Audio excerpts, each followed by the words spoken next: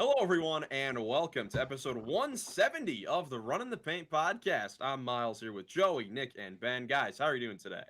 Feeling good, feeling great. Happy to have the full crew back. Nick, welcome back. Thank you, sir. What's up, gang? Feeling good, Benjamin? feeling great. Feeling great. Feeling great as Yeah, always. Ben, how are you doing? I'm just, happy and just hanging in there as always, fellas. Heck Ready to yeah, talk for some Ben and I, ball. almost, that's right, ready to talk some ball. There's a lot that has been going on since the last episode. Lots of major headlines excited to talk about as there hasn't been anything too crazy recently until, this sort of break. But before we get into it, got to start off with POELTL. So, Nick, now that you're back with us, who's the first player that we should guess today? I'm gonna go with legendary league traveler Andre Drummond. Andre Ooh. Drummond. All right, let's go with him. Definitely played for a lot of different teams. And all right, so this is going to be a 6'10 or 6'9, I guess, forward/center who's old in the Western Conference. We did good with the age here. Yes, we did. This is going to be a super old guy. That's a power forward slash center, so he's either 6'9" or Yeah. 6'10". First glance, could this be like a Kevin Love? I was thinking that as well, actually. Cavs We legend. want, we want to go K Love? Love me some Kevin Love. Yes. Let's try it. Definitely gonna have his jersey retired one day. And Bang! it is! Bang! There we go. Kevin Love in two. Glad we got that done quickly so we could get into the big news. And man, I mean, there are three major headlines to talk about here today with a couple more as well. But I think where we have to start off with is Chris Paul getting sent home by the Clippers at like 2:40 in the morning on Wednesday. Yesterday as we're recording this. My goodness, Joey, we all woke up to this news. I mean, this was so shocking. We've been talking all season long about they've come up every episode, the Clippers, because of how awful they've been so far this season. And just when you think things couldn't get worse, they send their franchise GOAT home. I really was speechless when I saw that. When I saw that text when I woke up, I was like, I started frantically scrolling through Instagram to see if it was like fake or like I had to do. I honestly cannot believe how dysfunctional your organization has to be to send a player that you will be retiring his jersey at the end of the Will they? day. I, Will they now? actually, maybe not anymore. Who knows? But at that point, you can't retire anybody's jersey because he's literally, like you said, the franchise GOAT. He turned your team to relevance when the only team anyone cared about in LA was the Lakers. And he put y'all guys on the map. And that's how you treat him? Just because he's called you out for sucking. I honestly, I know they said that's not why, but come on. That's ridiculous. Pretty much. I mean, Nick, Joey hit it on the head right there. I mean, from all the reports, it sounds like Chris Paul was being Chris Paul in the locker room, trying to hold guys accountable. And, again, this is a team that was expected to do big things. I mean, there's a reason, Chris Paul went to the Clippers instead of, deciding to retire because, the veteran team with championship aspirations. And, at the time of the fire or at the time of sending him home, they're 5-16 playing terrible basketball on both ends of the floor. And Chris Paul being Chris Paul, apparently the coaching staff and Tyronn Lue, didn't like it to the point where reportedly Tyronn Lue was not on speaking terms with Chris Paul for a few weeks. Yeah, I did find that part especially surprising for sure. However, like you said, that's Chris Paul being Chris Paul. Chris Paul's always been sort of a polarizing personality in some ways. Obviously has the pedigree to back it up most of the time.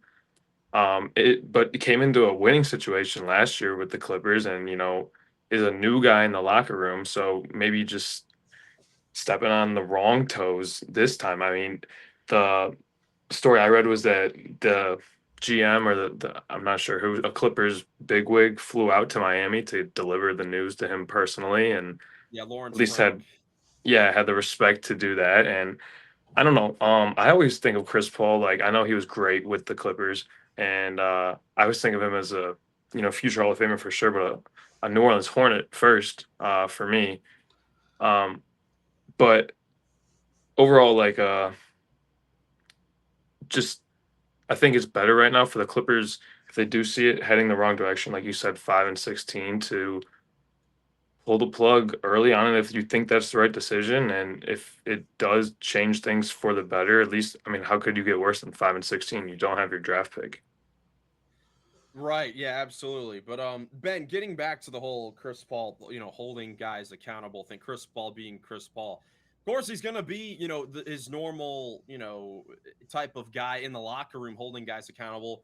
But as we've talked about on the court, obviously he's 40. He's been bad. I didn't expect him to be this bad. Even it's crazy that last year, I mean, he started all 82 games for a Spurs team and was pretty good. I think he had a pretty good impact on the things that the Spurs are now doing this season. But Ben, how much of this do you think has to do with Chris Paul at this point not being good on the floor anymore and being in and out of the rotation? Well, maybe it has something to do with that. I don't know, but I really don't like this for the Clippers. I can't believe they disrespected Chris Paul like this. It's just one of the most unsmart NBA moves I think I've seen, in my opinion. And to me, with Chris Paul, I thought, it was great that he's been vocal and trying to take the team accountable when they aren't playing that good. Have some good talent on their team when they're doing bad. And I was just shocked all this happened. Like, why, like, let him go to, first of all, like the middle of the night on a road trip on the other side of the country? Like, the whole thing there, that's weird to me. And, and I don't get how Ty Lue could disagree with Chris Paul like this, where they wouldn't even speak.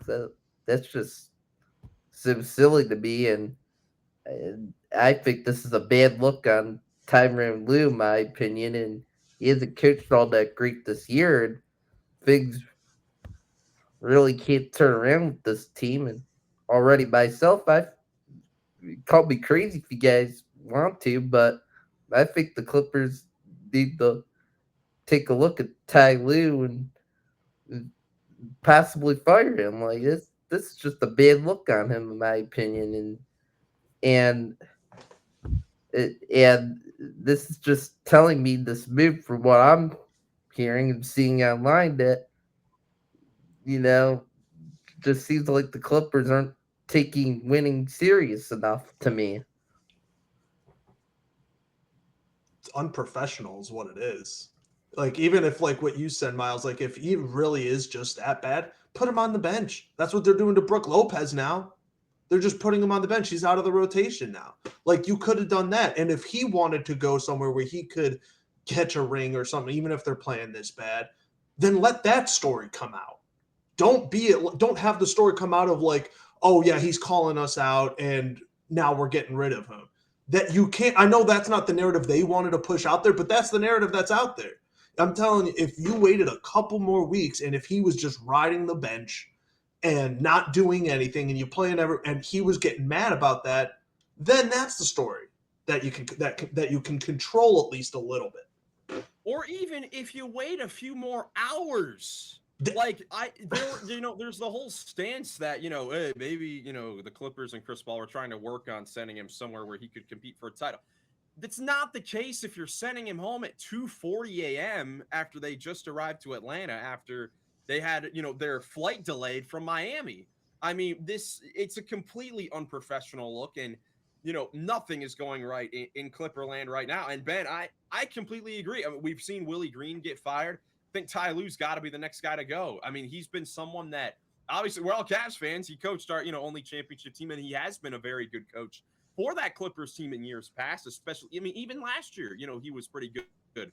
But the fact that, he wouldn't speak to not even just Chris Paul, but that any coach would not speak to a player about trying to clear something up about the team, that's just not okay. And Nick, the fact that they basically sent him home, they basically fired him. He still has to be on the roster because of some apron things, but they basically sent him home for keeping them accountable when they're trash. It's absolutely unbelievable.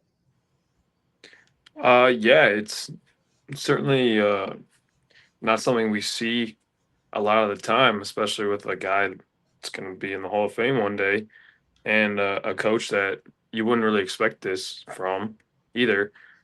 But like I said, if you're in the locker room causing negative ripples and everybody except you is on the same page or agrees that you're causing problems, or at least the most important guys in the locker room, I mean, I would have to imagine that it's not just Ty Lue that he's getting under the skin of.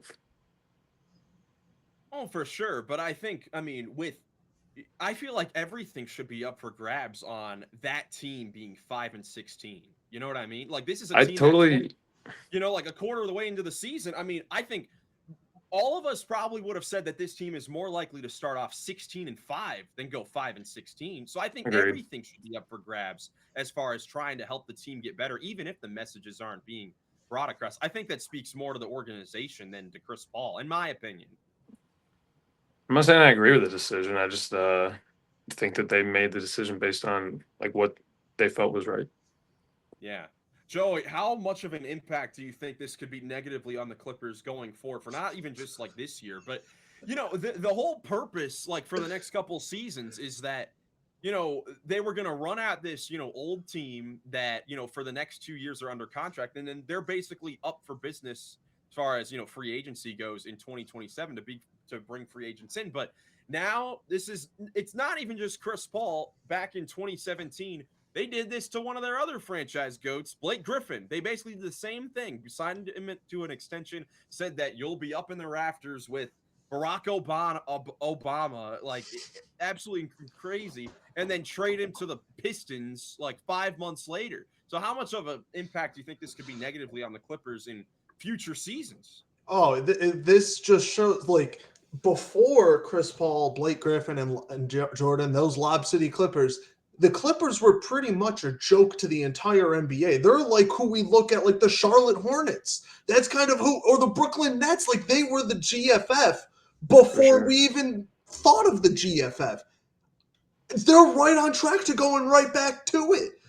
And in my opinion, it would be the funniest thing on planet Earth if the Lakers sign Chris Paul, because they will have that entire city just absolutely hate on the Clippers and go full on for the Lakers, and I would love it so much. As much as I hate the Lakers, if they try to reunite Chris Paul with LeBron and have him just ride it out on the bench and JJ Redick, yeah, exactly. Just have that. Oh my gosh, Steve Ballmer. I truly think Steve Ballmer's a decent to good owner. He's got to, if that does happen, he's got to drastically change the entire organization to get them back on track, or to back where he wants them to be. Yeah, I wonder if he backed that decision. If they even contacted him about the decision, because that seems like Steve Ballmer is one of my favorite owners in the league, because he's just so positive and energetic about his team, and obviously things have not been going well at all. But I think that takes us to the next point. Chris Paul, obviously, I mean, the whole purpose of him going to the Clippers this year was to obviously try to compete for a title, go back to the team where he is the greatest Clipper in franchise history, at least that's what I believe, and ride out into the sunset playing in LA near his family. But now the team doesn't want him anymore. What does he do, Ben? Do you think that he will go and sign with another team like the Lakers, or I know people have been throwing out the Thunder or whatever to try to sign another championship, or is this the end? Have we seen the last of Chris Paul in the NBA? Well, that's a good question. From what I know, it sounds like Chris Paul still wants to play if he can on another team, but I don't know if another team would sign him. Would be cool and hilarious at the Lakers side of the show, he said.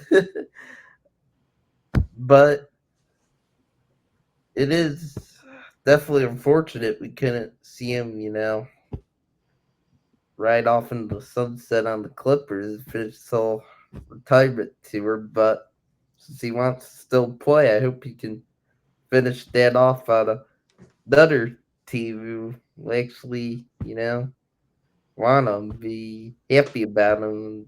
They'll like him taking accountability for that team for this year. Nick, what do you think about Chris Paul's future in the NBA? Yeah, we'll see. If I was a GM of one of the other 29 teams, I would be thinking of Chris Paul in the same category as the three guys we're going to talk to later in the episode, which are TRAE, John, LaMelo, which are potentially negative value guys in terms of. So that's what I think. Joey, what do you think?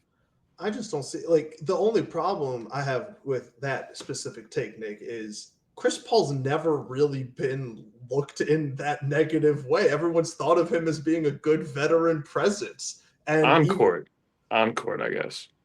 but at this time it's just like we were talking about, he's not playing great. He is strictly there for veteran leadership, possibly playing 5 minutes a game. Like he's not going to be someone on the court that's going to be, he's going to be in the background helping a lot of the young guys. So that's why I think like OKC or even the Lakers would be like a good way to help, like just to like ride off into the sunset. I don't know. I personally would love him to go with the Lakers, reunite with JJ, play with LeBron for one time, like have a decent shot at playing a championship. And who knows, like we know Luka's a great basketball player, phenomenal. But imagine if getting taught by the point guard just a little bit. Ooh, who knows what could happen. Yeah, I personally think it's Lakers or nothing for Chris Paul at this point. I think the Lakers are the only team that would actually make sense because, I mean, he'd still be near his family and he would actually get to, play for a title right now because the Lakers have been, really good. They're in complete opposite ends of the standings, the Lakers and the Clippers. And I honestly think the Lakers would welcome that in. I mean, even if he doesn't play, I don't think that he has like negative value off the floor. I just think that is a Clippers thing. Like that to me says more about Kawhi Leonard and James Harden and the laid backness of Tyronn Lue coaching that Clippers team. Because let's be real, because the Clippers are really bad this year, now all this is coming out, but we could say that this has kind of been how they have Underachieving for sure for a while. Like since Ty Lue's been there, I mean, they made the one conference final in 2021, but like even last year they were pretty good. They put up a stinker in Game 7 against Denver, and you don't really see like a whole lot of sense of urgency from players. Like even like a guy like James Harden, who I know we're big James Harden fans on this podcast, and I think he's one of the great players at the shooting guard position of all time. But there is a thing where like you say that there's a sense of urgency to win a title, but when it comes down to it, he disappears more often than not. So I think that's more of a Clippers thing than a Chris Paul. But I think for Chris Paul, it's the Lakers or nothing. Because but it is crazy that this whole thing might be how his Hall of Fame career ends, which is unfortunate. Hey, GFF favorite of the year so far? Oh, it's not even close right now. Yeah. It's not even close right now. Just insane news about Chris Paul getting sent home by the Clippers. Still getting like this isn't like a end of the bench guy or anything like that. This is the greatest player in your history. It's absolutely unbelievable. There's another team that's about to let go of their greatest player in history, or one of them at least, that could be a potential for GFF this season, depending on the hold that they get for the unnamed player. Yeah, let's go to that now over in the Eastern Conference, where Giannis Antetokounmpo and the Milwaukee Bucks are finally, it's finally been reported that they are having conversations about Giannis's future, discussing whether his best fit is staying with the Bucks or a trade to a better situation here.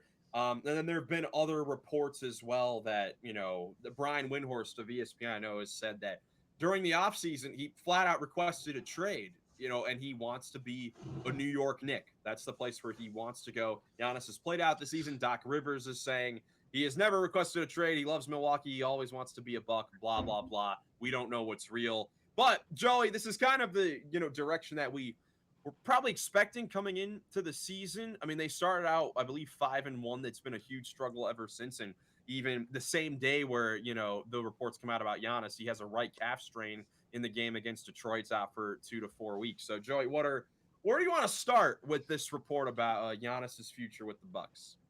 It's about time, because we all thought about it over the summer, and then he was committed to that team and the city, and he's done all he can for that team and that city. Looking back on it, because we kind of felt so bad as Cavs fans when LeBron left the first time, but now that we've had a long time to think about it, we really did nothing to help him as a team, as a franchise. He did not have a good team around him. He was carrying them. It's the same thing for the Bucks. It's hey, as much as you love the city, you love the fans, nothing's ever going to take that away, especially the championship he brought. But at some point, you don't have that many more years left. And if they're putting this kind of squad around you and you still want to be that competitive and think you can take a team to the championship, you're going to do everything you can to do that. And I think it is about time that he should be doing this. I thought it should have been over the summer personally, but I think obviously with this injury, it's very reminiscent of the Luka thing that happened last year, where he was injured and not really playing for the Mavericks, out of shape and stuff like that. And then all of a sudden he gets traded, then he comes back and is healthy. It's very right. Castro, I understand it can be painful and stuff like that, but it's eerily similar to me at least. Well, it's the exact same injury, I believe. I didn't even realize that, but that can't be a coincidence. Luka did go out with a calf strain, and those are always things you never want to play with, because the next level to that is the Achilles. But no, Ben, I mean, just backing up that, I mean, it's definitely makes sense. I know I think if Bucks could finish at 12, I'm hoping that prediction does end up coming true there. But it looks like it will be potentially because of a trade that happens in the middle of the season. Yeah, the Bucks, they haven't been all that great this year. They did somehow beat the Pistons even after Giannis going down early in that game, which is interesting. Well, that's a big one for them. Kevin Porter and Ryan Reynolds have been stepping up and giving them some good guard play at times this year, with the guard play at least. But yeah, the whole Giannis situation is just confusing to me right now, because Windhorst and reporters are saying he's been looking at wanting out, but Doc Rivers has strongly been saying in his press conferences that Giannis wants to stay in Milwaukee still. So it's confusing what the deal is. I'm guessing, Giannis wants to stay loyal, be in Milwaukee if he can, but that he's been starting to think about this, because I know at the same time Giannis really wants to win. And I've seen in the past Giannis say something like that too.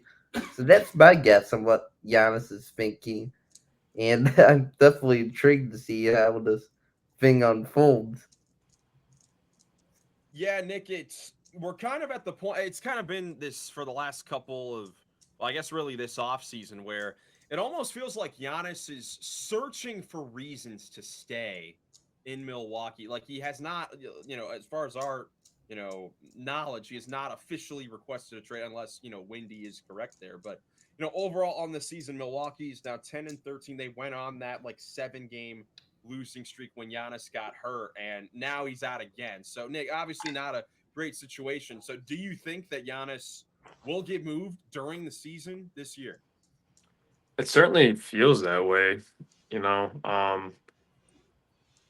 I agree with Joey, thinking it just feels like it's time, and that he's given everything he could, and they haven't really, done everything that was necessary for them to get to a winning spot, and that wasn't really on him. Even now this season, he's been in and out with injuries, but every time he's out there, he's given everything. Like, he looks great.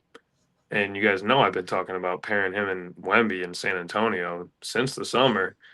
I've been on that train.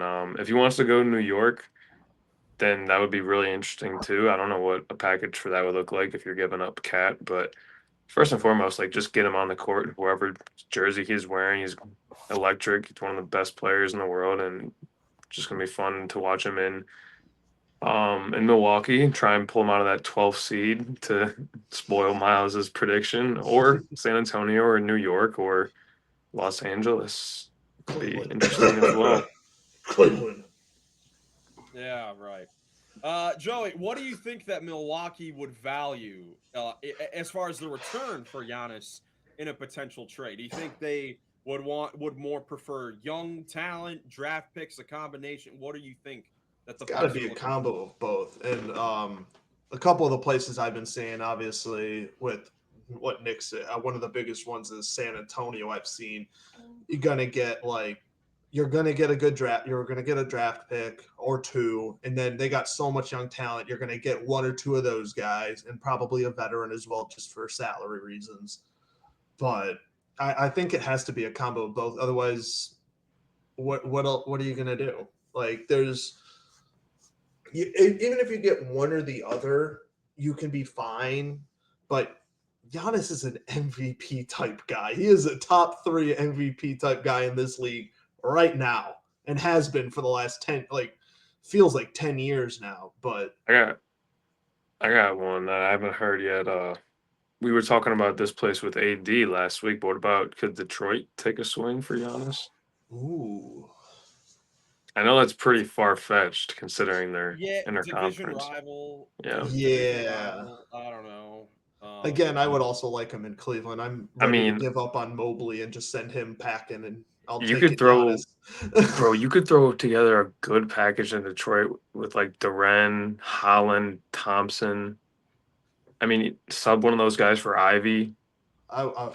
Would they want to trade Duren now, though? Because for Giannis, bro, for Giannis, come on.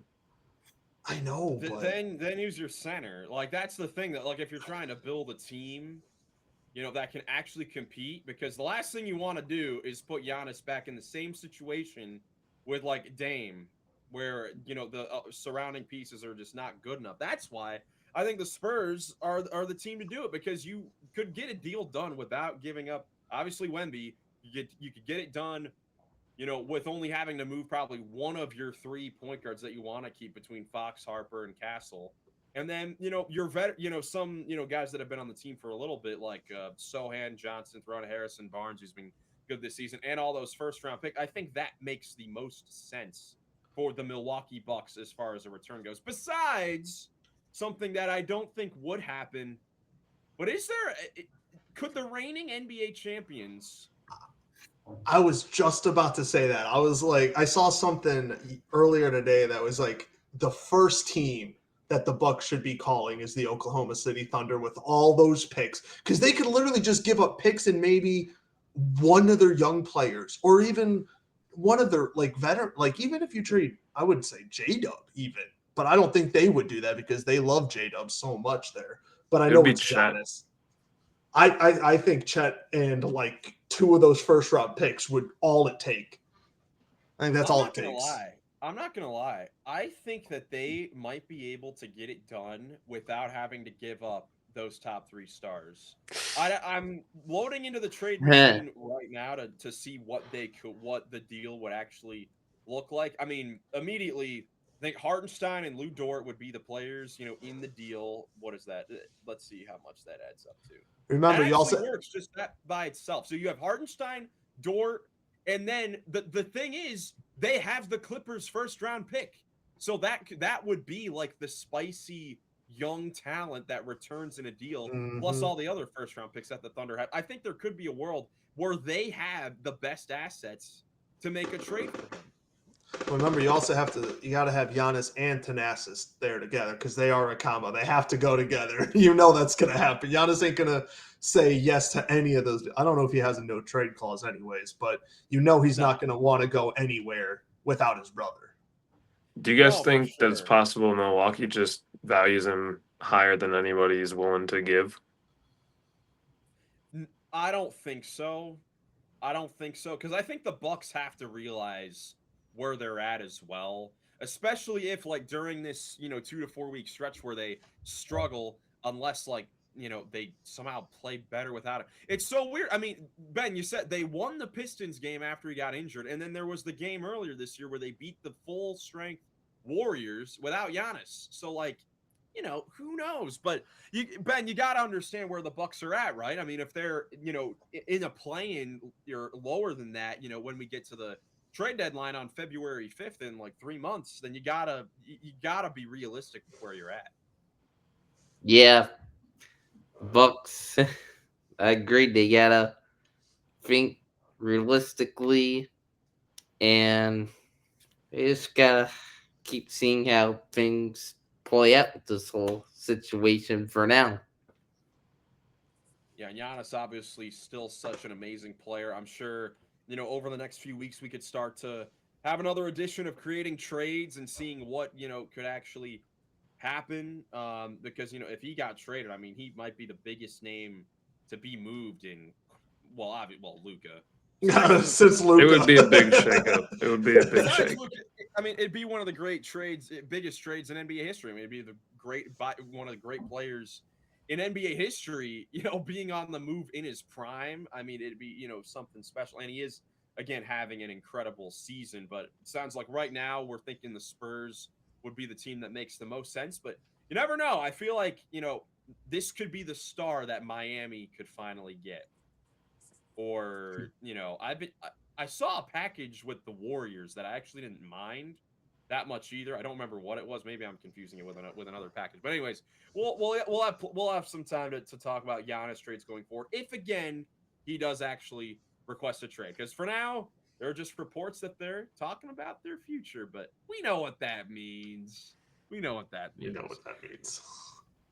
Moving on here, essentially breaking news over the last couple hours with the Lakers game in Toronto with LeBron James. The streak is finally over. Scored 8 points tonight.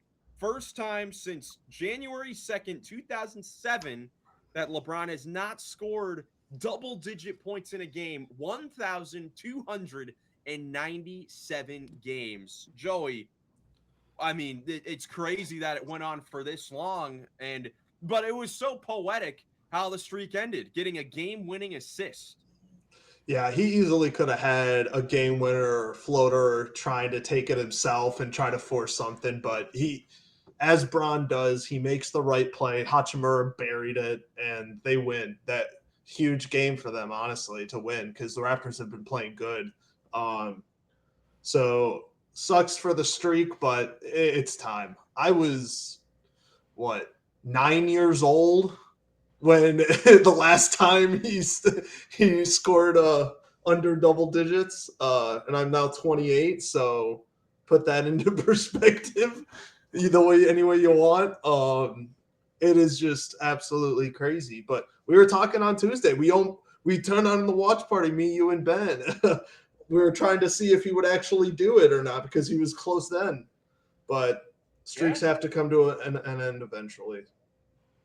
Yeah, for sure, Ben. Definitely a streak that, I mean, I don't know if it'll ever get broken. I mean, again, this is nearly 19 years without having a single-digit game. This is the 9th single-digit scoring game of his 23-year career. Oh my goodness. When you put it into perspective like that, that's absolutely absurd. But Ben, like we've talked about, it seems like for the past couple games that he's played, and ever since he's come back, he's kind of been on the cusp of it. I mean, he's only averaging now like 14 points per game this season. He's obviously not looked like LeBron. Obviously, he's in year 23, but not playing that well for the Lakers. Do you think that we need to start getting used to this 15 points, 4 boards, 6 assists? This is LeBron now. Is this like what we need to get used to seeing from LeBron James? I'm thinking that is going to be more so where LeBron is. And part of that is just, he's getting old. I mean, hey, LeBron's still working hard doing all he can at 40. Credit LeBron stole that, but yeah, it gets hard when you get old like that. But I mean, he's still as impressive for how old he is. And I mean, I don't think that really should be the biggest worry, the scoring with LeBron for trying to win, especially when you got Luka and Austin Reeves putting up so many points like they are. They'll be all right if they just have those two guys as the go-to scorers. If they just keep going crazy with the scoring like those guys have been, they will look like superstars. Best backcourt in the NBA, I think, Luka and Austin Reeves. And also for early on in the season, LeBron just coming back here, I don't think the Lakers, should rush it with him, have him, and they shouldn't have him play too much minutes and stuff. I think they need to save his energy more so for later on in the year in the postseason when it's really gonna matter. Yeah, for sure. Absolutely. Nick, I mean, we missed your last episode when we were kind of talking about the Lakers here, and it was a few weeks before that we had our last episode. How impressed have you been with the way the Lakers have been able to just find ways to win regardless of who's in the lineup? Yeah, very impressed, especially considering like we thought their defense was going to be a big problem, and not that it hasn't been a big issue. I mean, they're not crazy bad, but they've just been able to overcome it. And it's not just Luca or just AR. Like they are getting production from DeAndre and Rui and even LaRavia and stuff. So they got threats out there on the court. Gabe Vincent hit the game winner tonight. Yeah, it's definitely impressive. Interesting that the streak would end on a game that Luca doesn't play. You'd think LeBron would be able to get 10, but they have 11 assists in this game, like you said, a single digit for the amount of single digit games for point total in a 20-some year career is absolutely insane. I wonder how many games of those 9 that he had double digit assists like he did tonight, because it'd be even less than 9. I was just about to say, I got some crazy stats. LeBron's had more finals appearances than single digit games. He has 10 finals appearances and only 9 career games. There are only 6 current active NBA players who were there when LeBron last scored. Mike Conley, KD, Jeff Green, Horford, Lowry, and Chris Paul. And the next person who has the longest streak for double digits is Kevin Durant. But to tie that record, he needs to play 82 games for the next 12 seasons to tie that. No, it's absolutely absurd. I mean, yeah, that's a long, running again, nearly a 19-year, record that I do not think will be broken anytime soon. Unless, man right now, well, I can talk quickly about Shai Gilgeous-Alexander for the Thunder, who's been having an incredible year coming off his MVP season. I want to say the streak he's on right now, he's had like 93 straight games with 20 points in a game, which is the second longest ever in NBA history. He's got like 30 more games to go to pass a Wilt Chamberlain streak from like 69 to 72 or something, where he had like 120 something 20-point games. Do you guys think that Shai could do it? Needs 30 something more 20-point games to get the longest streak ever of 20-point games in a row. Seems like the only thing that would keep him from doing it is going out with an injury in like the second quarter or something. Completely agree. I think he could do that. I don't know about this double-digit record like LeBron, but the 20-point record seems to be pretty good. Yeah, definitely could be. Definitely, I say historic season now with this long streak coming to an end. But again, ending on a game-winning assist on a perfect pass. I mean, it just makes so much sense. Pass was below the knees. Nick was calm down here. It wasn't below the knees. Perfect pass. I'm giving it to the old man. I don't know if you would have called it that if you were on the sideline doing the play-by-play. You might have seen it accurately, Hey, it was perfect. Perfect for Rui. It was perfect enough for Rui, able to just catch and shoot. Yeah, it was right on the money. I just looked. It was right on the money. So, moving on here. Nick, you mentioned before a few point guards around the league reportedly have some worse value than we may think.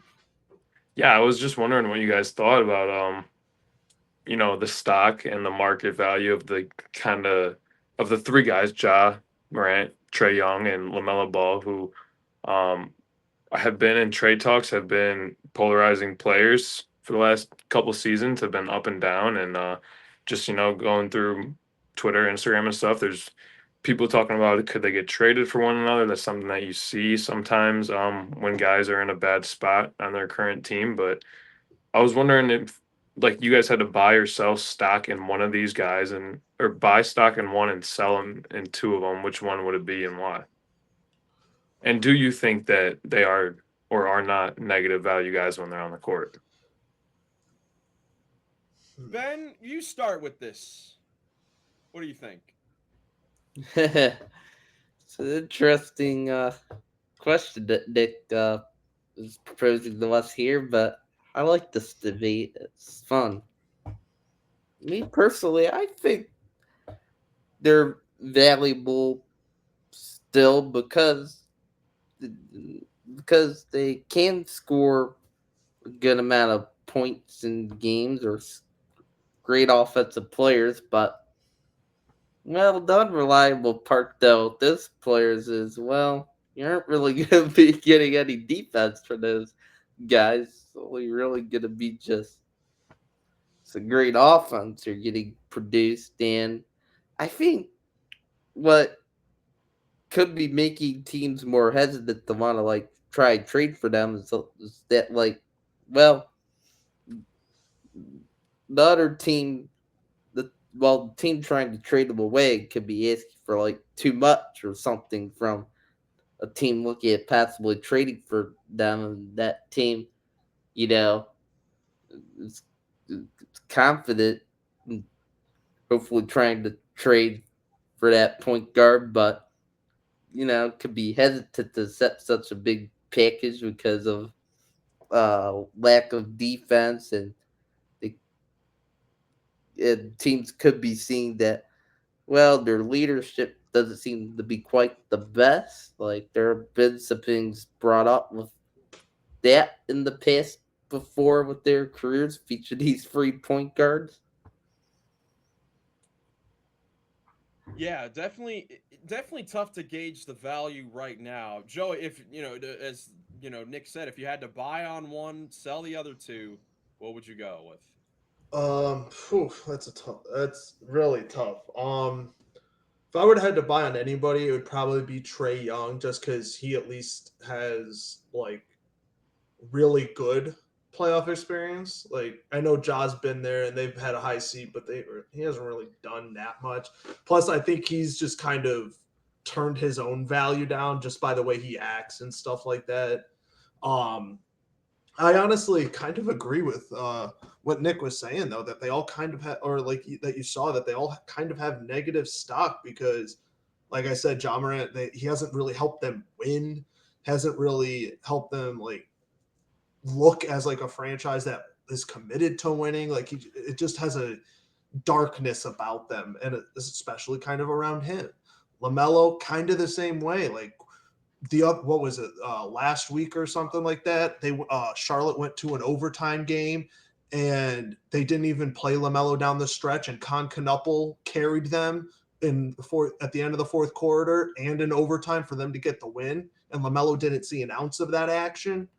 And kind of the same thing with Trae. Like the Hawks have been doing pretty decently without Trae. Like all of them don't really have like all their teams have been playing better without them, at least it seems. But again, they are very good offensive players. So it does kind of feel like maybe they do get one of them gets traded for each other, and I would say Trae, but realistically, any of these guys can kind of turn it around depending on what situation they're in. But as long as the teams aren't really asking for a whole lot because their stock really isn't as high as you would think. Yeah, like you said, all three of these guys, it's pretty much the same sort of situation this season. They've all gotten injured at some point. When they're on the floor, they have been just brutal efficiently as far as, impact on winning. Um, Gosh, but buying one, selling two. I think I would buy in on Trae Young just because I like his leadership the most out of those three. But even like for that Atlanta team, I still think that despite how well they've been playing, how great Jalen Johnson and Nikhil Alexander Walker, those two guys, how amazing they've been playing.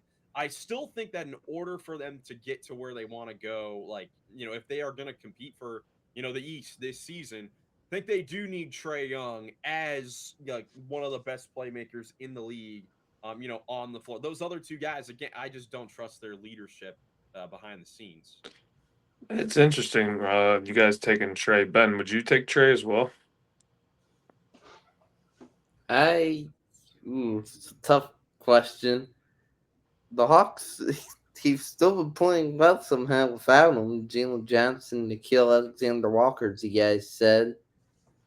And, well, I think the Hawks need to look and see how Trade's fitting in with, Johnson and Nikhil Alexander playing really well, scoring super well, and how much winning they can do to determine where to go about that. But I'm thinking, like, well, if this is totally working the best with Trey on the court of those guys and they don't go very far in the postseason, that maybe in the offseason, I would think they should look to move on from him.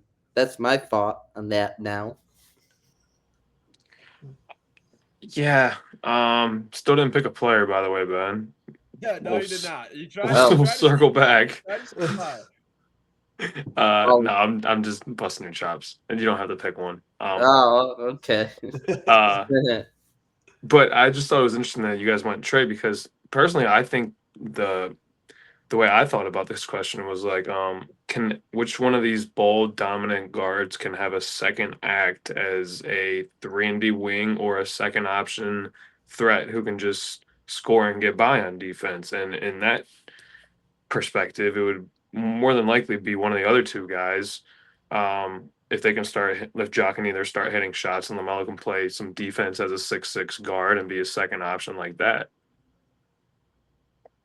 Yeah, the thing there is like with those two guys. I mean, well, Lamelo needs the ball in his hands to make plays and chuck up shots. I mean, I just don't. I both of those guys with Lamelo and Ja. I just don't trust like the off ball shooting for either of those guys. I know Trey. It's been I guess I was saying like, which can any of them transform their game?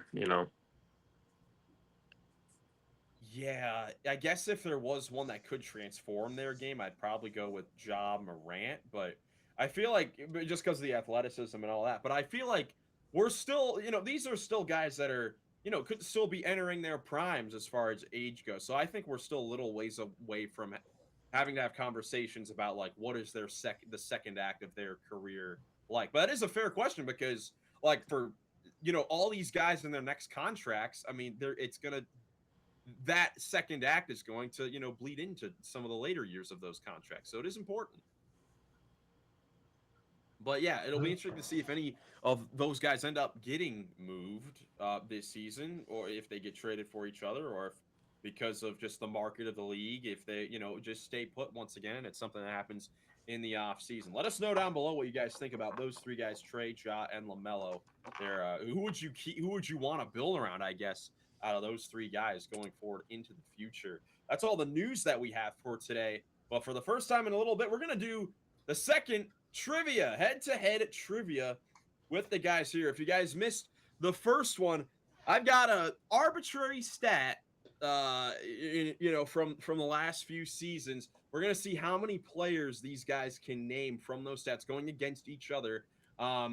Overall, in the last one, Joey got first place, Nick got second, and Ben got third, which means overall in the season, Joey has 2 points, Nick has 1 point, Ben with 0, but it's okay. There's still plenty of time to make it up for it. And then eventually the first person to get 10 points is going to win the first, season, if you will. So are you guys ready for, I guess, today's quiz? Round do 2, it. baby. Ding, Yeah. ding, ding.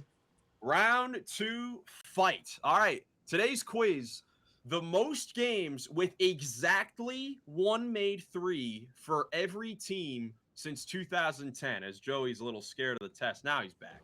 Now he's back after leaving for a little bit. But that is The the mo- quiz: the most games for each team with exactly one made three since 2010. This, as you can see, is in the order of the total threes for that franchise. Again, this is since 2010. So, you guys ready to do this? Yes. All right. Since Joey won last time, he gets to go first. We'll go Joey, Nick, Ben, and alternate. And on this quiz, I'll make sure to have a shot clock. So we can get answers. And while other people are guessing, you guys can start thinking of guys as well. How long do we want the shot clock to be? 10 or 15 seconds? 15, I would say. 15. All right. So starting out, Joey, you are up first. All right. Let's start off with the Nuggets then for Jokic. Correct. Okay. 270. For 270. Yeah. Do you want me to Or say the 270. number as well? Yeah, just in case, because I'm not sure if just in case, because there might be some duplicate players on here. All right. Warriors, Curry, 265. Incorrect. Great. Oh, That's- Remember, Wow, this is okay. exactly one made three, not I with just understand. one. I understand the quiz. uh, It's a great start. okay. I gotta pick someone quick. Ben with 10. The Suns won Devin Booker. Phoenix Suns is Devin Booker, correct? Yes. All right. Ben on the board. All right. My turn then. Back to me. Yes. That's how it works. There's only 3 of us. Relax, buddy. 186 Grizzlies. Is that Desmond Bain? No, incorrect. The 265 will go with Clay. No, incorrect. Oh, geez almighty. Ben. Ooh. Okay. Let's see. 10 on the clock.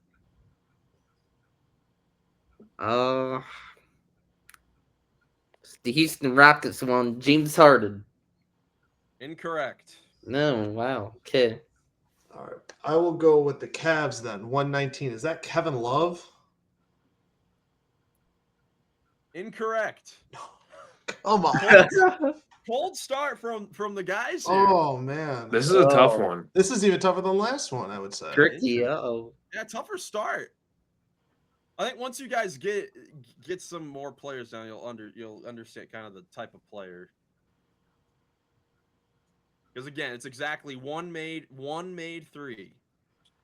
Yeah, I want to say Conley Grizzlies 186. That your guess? Yeah. That's correct. Nice, Nick. Let's go. Now everyone's on the board for one. Back to Ben. Okay. I'm trying the Warriors won this one. Is this one actually Draymond Green? Absolutely. Oh, Yeah. nice. Absolutely. Who else in 1-3 that many games? So Yeah. Ben with the early lead, 2-1-1. Oh man, I'm struggling. 119 Cavs. Is that Kyrie? Yes, Kyrie Okay. Irving, Cleveland Cavaliers. There we go.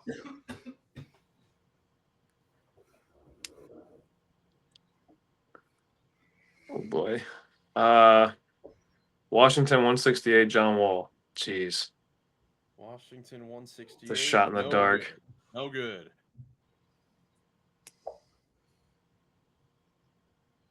And then back to Ben. Huh.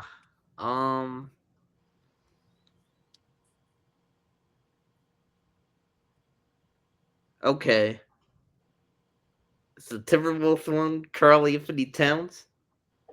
Yes, it is. Yes. Oh man, the legend from last trivia is back. He appeared Yeah, to he's be. back. That'll be the only time he's on this one, though. Oh man. Oh, let's see. Is the Kings one? Is that Sabonis? Yeah. Incorrect. I don't think so. And right back to Coach Co. Is the Mavericks one Luka? Dallas, nope. Is the Bucks one Chris Middleton? Incorrect. Ooh, okay.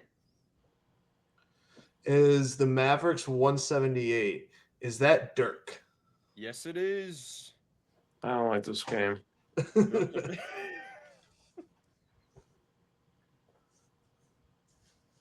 Joey tying it up 3-3-1.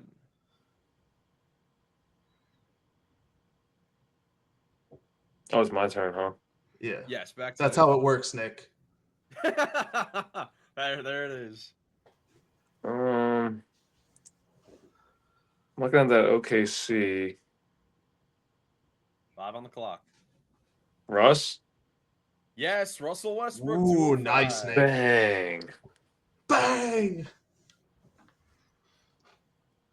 Back to Ben. Oh. Pacers one Miles Turner? Correct. Ben is off Yeah. to a hot Dang, start Ben, today. okay. You stink, Ben. He's cooking. He is cooking. Back to Joey. All right. Gotta try to keep up with Big Ben here. 161 Utah. Is that Donovan Mitchell? That is not. Nick. 132 Miami Jimmy Buckets. Nope. Back to Ben. Dang it.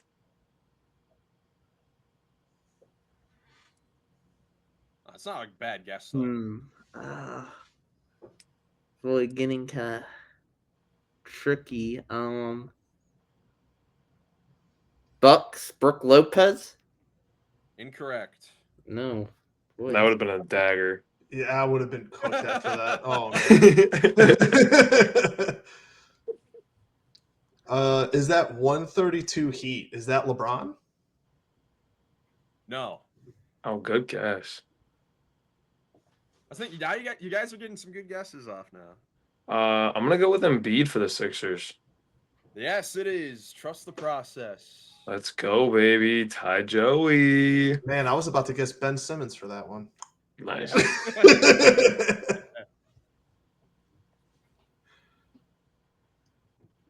All right. Miami Heat, Dwayne Wade. No good. Ooh, The Heat is one of the tougher ones, I will say, even though they're okay. Makes sense, Ben. I mean, stay away. Is the 162 Kings? Is that Malik Monk?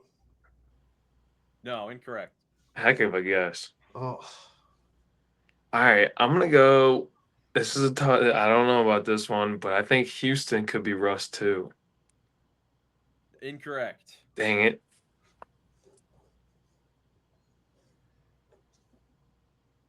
Right back to Ben. I'm liking the pace. I like the pace of the guesses because these are good guesses. These are good guesses. Huh.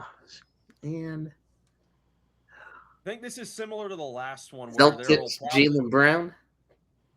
Celtics. No. I think this will be similar to like the last one where there are like 4 or 5 that I don't that you guys probably won't be able to guess. Once we get, there we'll I mean more than that. all right. Is the 154 Hawks? Is that Corver? No. That's no. He usually shoots more than one. That's the thing. But Yeah, exactly. That's the thing with most of these players. Is the 153 Hornets Miles Bridges? Incorrect. Sure, I think he's pretty close though to the top of this. So. Really? Yeah, not number 1 though.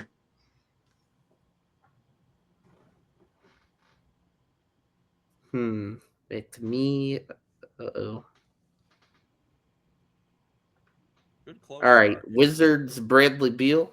Yes. Yeah. Dang, Ben. Okay, chill. Frick. Wizards. Bradley Beal. Yeah, it's weird. There are some players. There are some times where it's like not the star player, but then other times it's like you played so many games, so it just Yeah. ends up being you.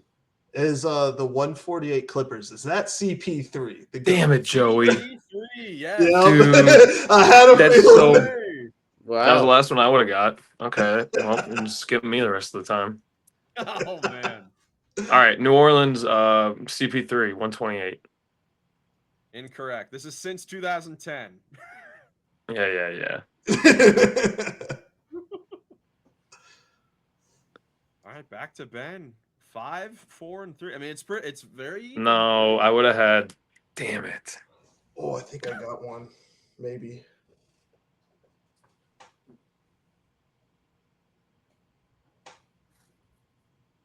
Eh. Huh. 5 for Ben. I got to pick one. Yeah. Falcons, Anthony Davis. Incorrect. Nope. I almost guessed that one, to be honest, as well. Is the 154 Hawks? Is that Paul Millsap? No. Nick. Hmm. Oh man. Is the Bulls D Rose? Like, no. Chicago. Nope. Right back to Ben. That's the thing with a quicker pitch; it goes around a lot quicker. Yeah, we gotta be ready quick. Man.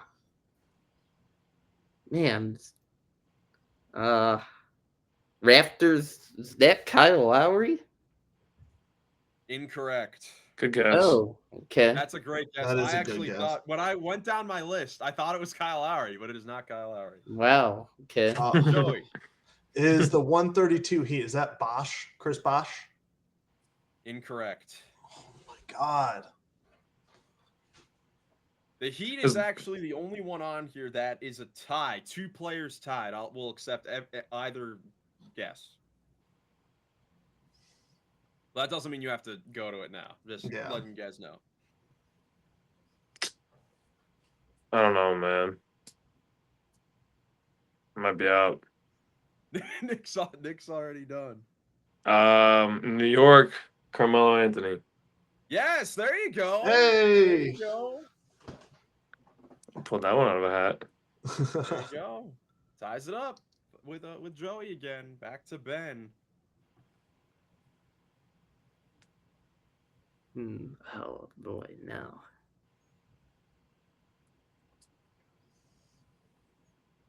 I'm blinking.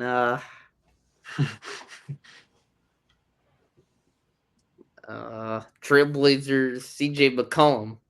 Yes, sir. Oh my wow. gosh.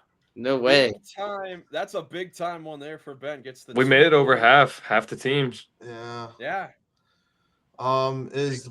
Is 161 Jazz? Is that Conley? No, incorrect. Is the 154 Hawks Josh Smith? Incorrect. Right back to Ben. He's feeling good. He's on fire. Looking for a big. This would be huge. Nailing the All right. Raptors, DeMar DeRozan. Incorrect. Okay. 154 Hawks. ISO Joe Johnson. Incorrect. Oh my Lord.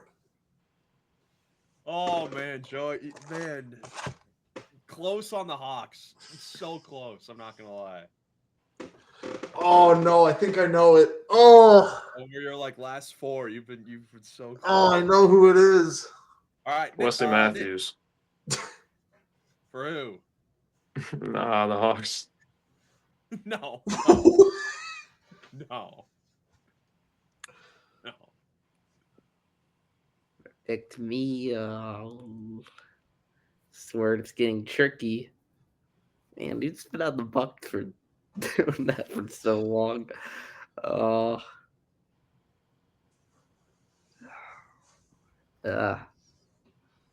Spurs. Manu Ginobili. Incorrect. Ooh, okay. I like the thinking though. All right, this is my last guess for the Hawks. Hawks 154. Is this Jeff Teague? Yes, there you Thank go. you. Joey Is the finally Bucks gets the Brandon Hawks. Jennings? Incorrect. Are you That's serious? a good guess, though. That's a good guess. Yeah, it's good. He was on the Bucks for a while, wasn't he? Yeah. Back to Ben. Yeah. He didn't hit 251 point or whatever. It's such a It's getting late. Spurs Tony Parker. Incorrect. Oh, man. Is the Spurs 190? Is that Kawhi? No. Since we're all going for the Spurs, I'll go for the Bucks. Bobby Portis. Incorrect.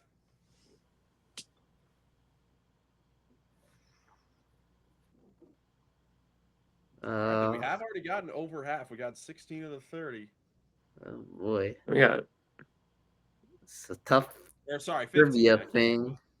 Oh, I did my math wrong the first time. I don't know. Magic Nikola Vucevic. No good. Okay. Is the Brooklyn Nets 120 Joe Johnson? Incorrect. Is the Bulls Vooch? Incorrect.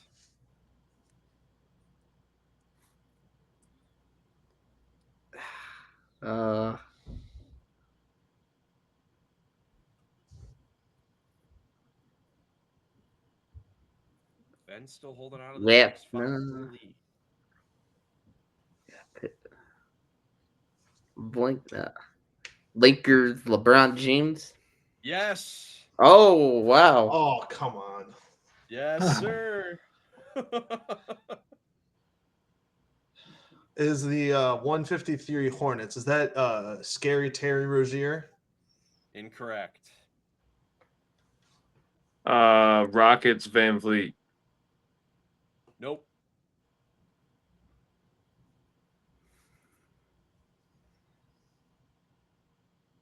Kings De'Aaron Fox.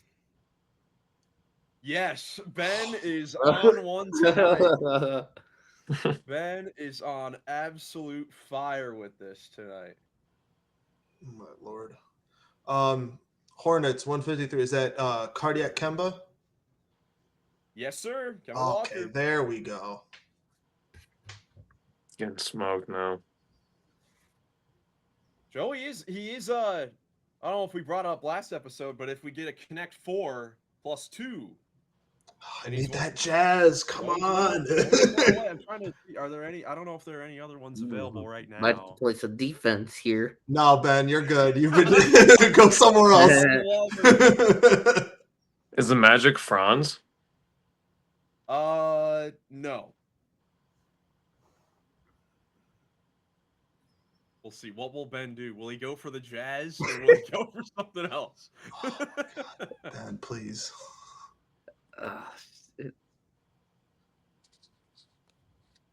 Man,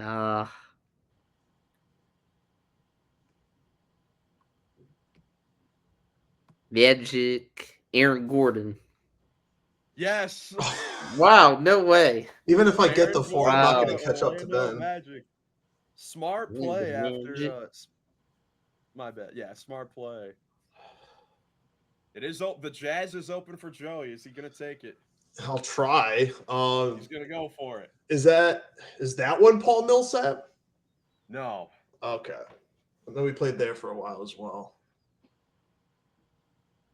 I think I'm gonna accept my fate. Pelicans Alvarado. No good.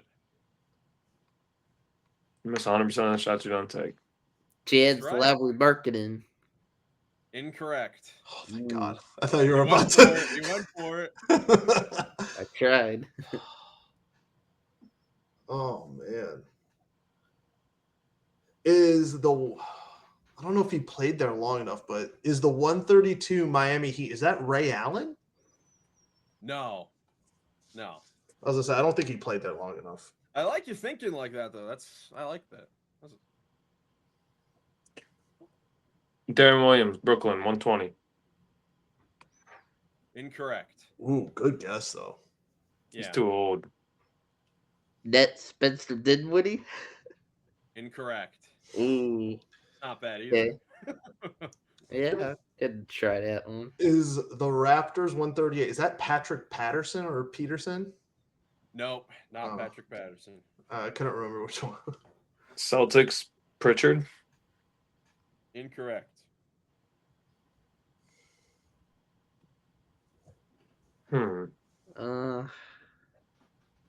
Celtics Jason Tatum. Incorrect. Ooh. Wow. Celtics Al Horford. Incorrect. I'll take a stab at the Celtics. Yeah, why not? I can't think of any Jazz players.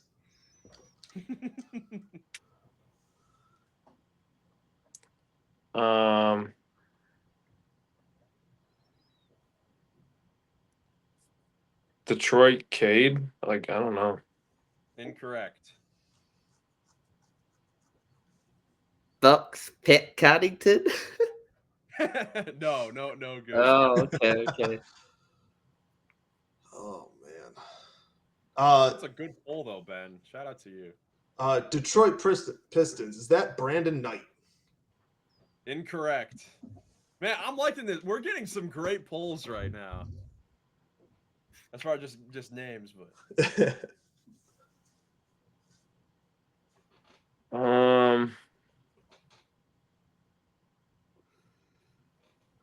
I got nothing, dude. I'm lost. let's see. Joakim Noah. Can't even dude airballs free throws. All right, Ben. All right. I only had one per game. Rockets Trevor Ariza. Incorrect. Ooh, man. That man.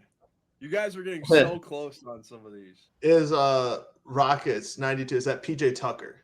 Yes, it is. Yes, Oh, there we go.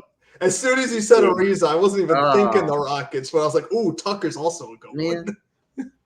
All of those, all those. That corner about threes PG add up. Tucker.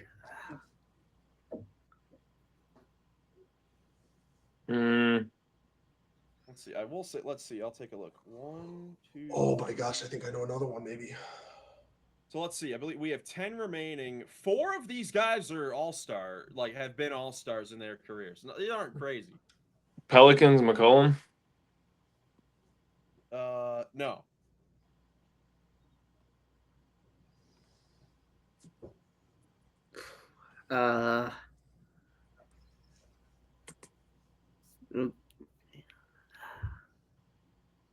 Pelicans Brandon Ingram. Incorrect. No. Yeah. Is Wow. Miami Heat the 132? Is that champ James Jones?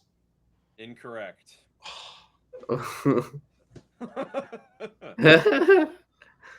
My lord. Is the Miami one? Oh, who's the guy that went to Twinsburg here? Someone went to I don't know. Twinsburg? Yeah. Dwayne Bacon.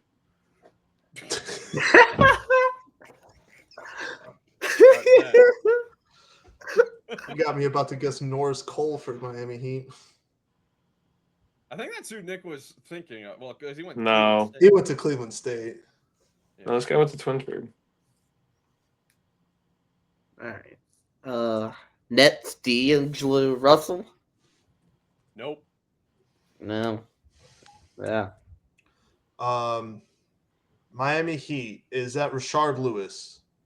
No.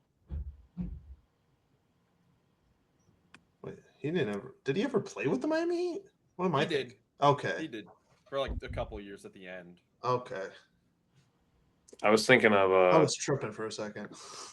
current former Trailblazers assistant James Posey. He went to Twinsburg. Ah, Oh, that's a good guess. I like James Posey. is that your guess? Yes. No good. Dang it. Wait a minute. I think I know this. Okay. Oh. Huh. I don't think I know it actually. Oh boy. Celtics Jake Crowder?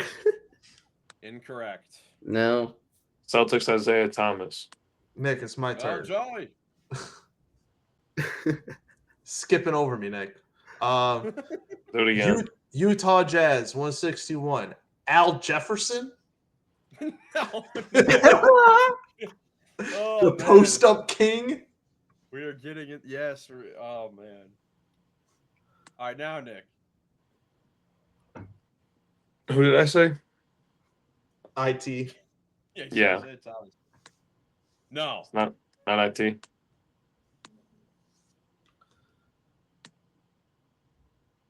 I'm out of guesses, bro. You guys win.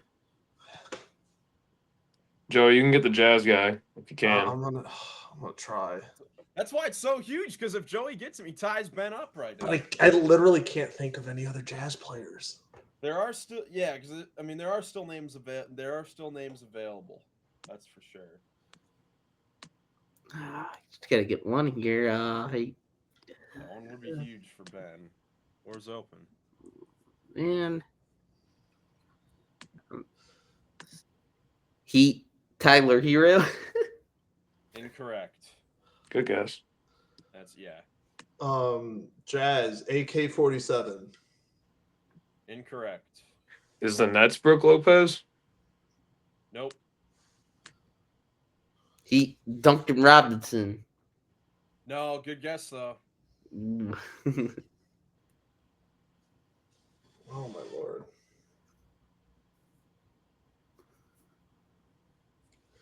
Bulls Ben Gordon. Incorrect.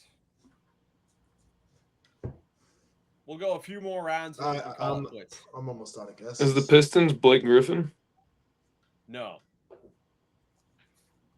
All right, come on, Jazz Gordon Hayward. No. Oh. I completely forgot about Gordon Hayward. That might be up there. It's one of the top. That might be up there. Oh man. Not for this. Oh lord. Heat Shane Battier. Incorrect.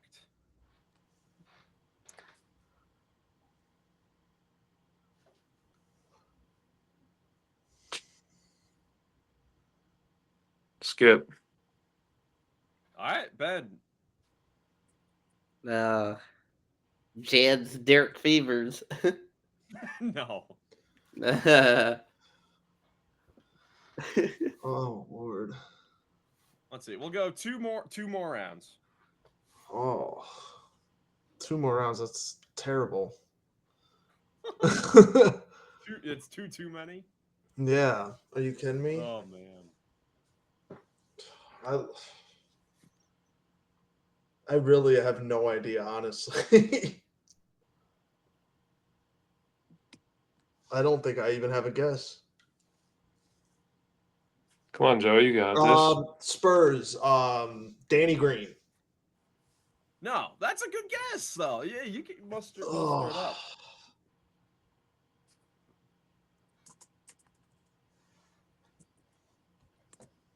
Back to Nick. Oh, I passed. You're passing all of them? I don't have any. You pass. All right, Ben. That's Joe Harris. There it is. That's a good one. Joey Buckets. There it is. Yeah. There we go. Did he go to Virginia? Yes, he did. Spurs. Boris Diaw. Incorrect. All right, then back to Ben, I guess. Yeah.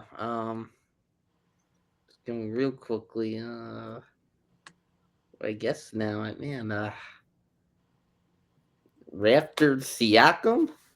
Yes. No way. Wow. Ben, Wow. This has been Ben's game for sure. Look at this entire left corner. All Ben. Did But not 4 in a row. Yeah, no 4 in a row, but he's got all those over there. Did Robinson shoot threes for the Spurs? David Robinson David in the 90s. Played there a long time. Is the Utah Jazz, is that Darren Williams? I know Nick guessed it earlier, but Nope. No one said Tim Duncan for the Spurs. For threes. He shot threes. not 190 of them. All right, Ben, this will be the last one. All right.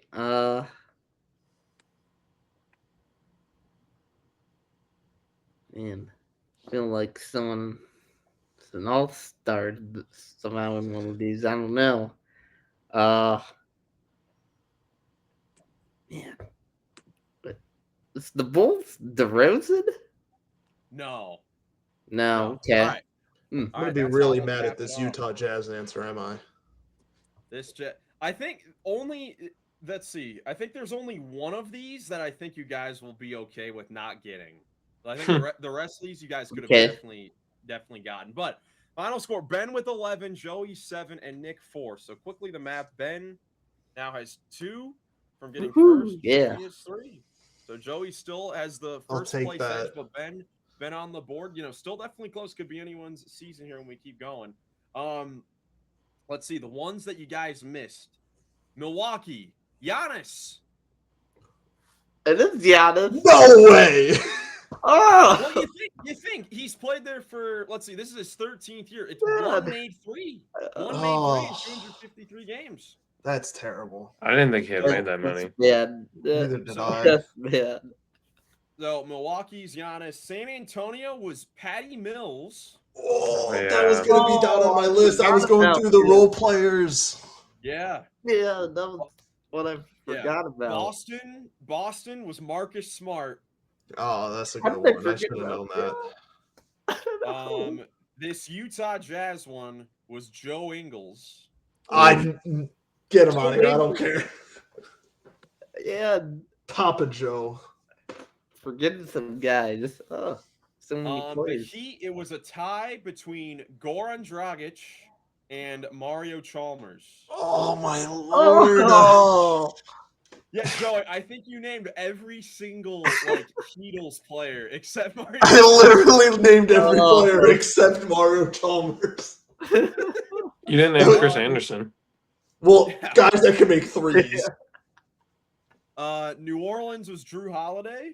Oh, I should have known that too. Yeah. The Bulls was Jimmy Butler. He was guest for the Heat, but the Bulls I was was Jimmy thinking, Butler. during the game for the Bulls. Oh, Yeah, and this Pistons one, this was the one. There was no way. Stanley Johnson. Oh man. oh, That is how bad it's wow, been. yeah. That's how bad it's been. Rick for was- Detroit. Ooh, That was Stanley Johnson. But that was it for the second one. The second head-to-head trivia there. Guys, overall, two games in. What are your thoughts? Super fun, but infuriating. fun, Gonna be back with a vengeance. fun, but Yes, sir. We'll have a fun one on coming up soon as well. But that's it for us here. If you guys did enjoy, make sure to leave a like, subscribe for more NBA content. Hope you have a great rest of your day, and we will catch you in the next one. Peace. Peace. Peace.